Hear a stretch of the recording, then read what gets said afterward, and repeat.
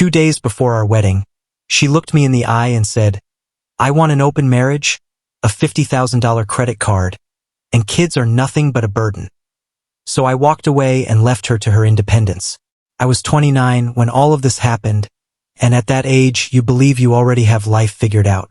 I thought I had finally reached the point where stability, love, and a secure future were in my hands. I had worked hard to build myself up, saved money patiently, and believed that the woman I was about to marry shared the same dreams I did. I imagined a home filled with laughter, a couple of kids running around the living room, and a partnership that could withstand any challenge. It was not just about marriage to me. It was about building a life together, creating something that would last for decades. But life has a way of reminding you that no matter how much you plan, another person's hidden truths can shatter every illusion in a matter of seconds. When she first brought up the wedding, she sounded excited, just like any bride-to-be would. We talked about venues, guests, and even honeymoon locations. I had this picture in my mind that I was giving her everything she wanted and more. Yet underneath that smile she wore, there was a different version of her waiting to be revealed. I didn't know it yet, but while I was daydreaming about picking up our kids from school someday or spending quiet evenings together, she was secretly dreaming of independence, of a life that had nothing to do with my vision of a family. Looking back, the signs were there, but I chose not to see them because love can blind you to reality. 2 days before our wedding, everything changed. We were sitting across from each other at the kitchen table, surrounded by guest lists and final plans. She looked straight into my eyes, her expression serious, as if she had rehearsed every word she was about to say. And then it happened. She told me that she wanted an open marriage, that she needed a $50,000 credit card in her name, and that children were nothing but a burden she never intended to carry. Her words landed like blows to my chest, each one heavier than the last. I sat there, stunned, unable to understand how the woman I thought I knew could say these things with such calmness, almost as if she were asking for something as simple as changing the wedding flowers. At first, I tried to process what she meant. Maybe she was nervous, maybe this was cold feet, or maybe she was just testing me. But no, the more she spoke, the clearer it became. She didn't see our marriage as a partnership at all. To her, it was a contract to secure comfort, money, and freedom. She didn't want to be bound to loyalty or the hard work that comes with raising a family. She wanted me to be a provider, a safety net, while she lived life on her own terms. And the worst part was the way she said it, without hesitation, without a single tear, as if my dreams, my hopes, and my heart meant absolutely nothing to her. I felt something inside me crack at that moment. All the late nights at work, the savings I had carefully put aside, the trust one had placed in her. It all seemed to mean so little compared to the independence she claimed to crave. I couldn't believe I was hearing this 2 days before our wedding. My family had booked flights, the venue was paid for, and guests were excited to celebrate with us. Yet here I was, listening to the person who was supposed to be my partner tell me that she didn't want kids, she didn't want commitment, and she didn't want the very life I had been working towards. For a while, I stayed silent, staring at her across the table, letting her words sink in. And then a strange calmness took over me. Instead of arguing or pleading, I realized something important. She had shown me who she truly was before it was too late. This wasn't a betrayal I discovered years later when we were already married and tied down by responsibilities. No, this was a warning gifted to me just in time. And so, I made my decision right there. I wasn't going to beg her to change. I wasn't going to compromise my dreams for someone who didn't respect them. I wasn't going to marry a person who saw commitment as a cage.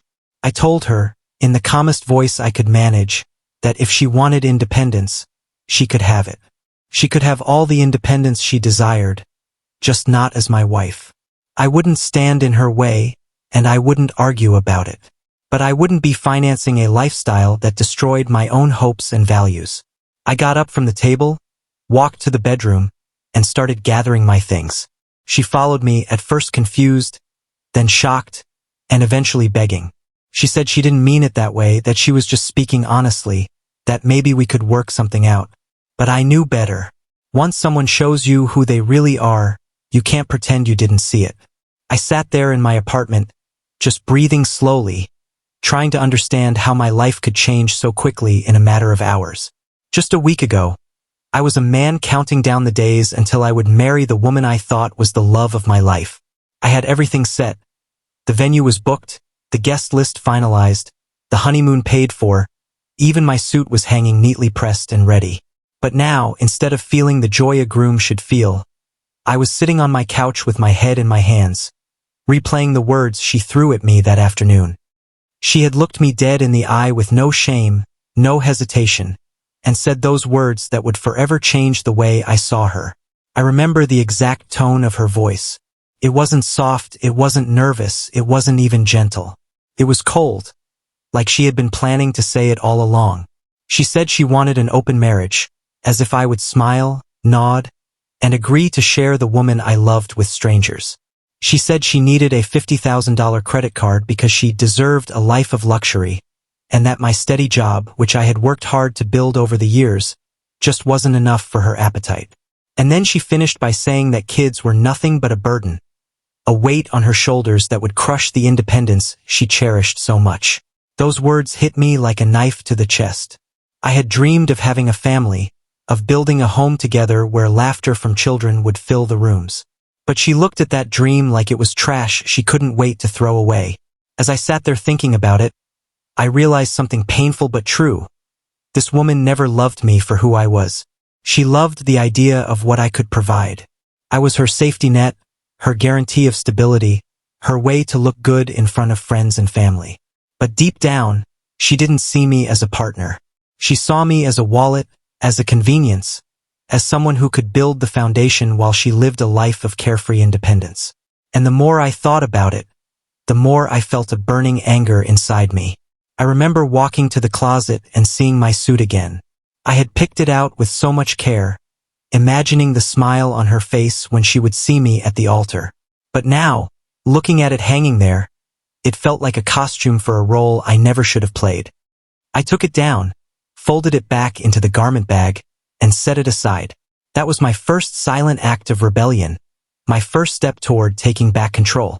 The following morning, I called the venue. My voice was shaking, but I managed to say the words, "The wedding is off." There was a pause on the other end, a mix of shock and sympathy, but they understood. Then I called the caterers, the florist, even the photographer. Each time I said the same words, my chest felt lighter, even though my heart was still heavy. It was as if I was peeling away layers of a dream that had never been real. When she found out, she stormed into my apartment, angrier than I had ever seen her before. She yelled. She screamed. She demanded to know how I could humiliate her like this. "Do you realize how embarrassing this is for me?" she shouted. Not once did she say she was sorry. Not once did she admit she had hurt me. It was always about her reputation, about how people would see her. That was the moment I knew I had done the right thing.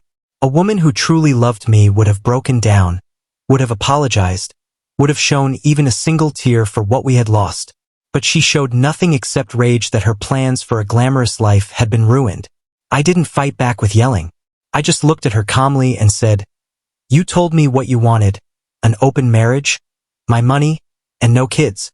That's not a life I can live. I'm not the man you want, and you're not the woman I thought you were." My voice was quiet, but firm. She didn't know how to respond.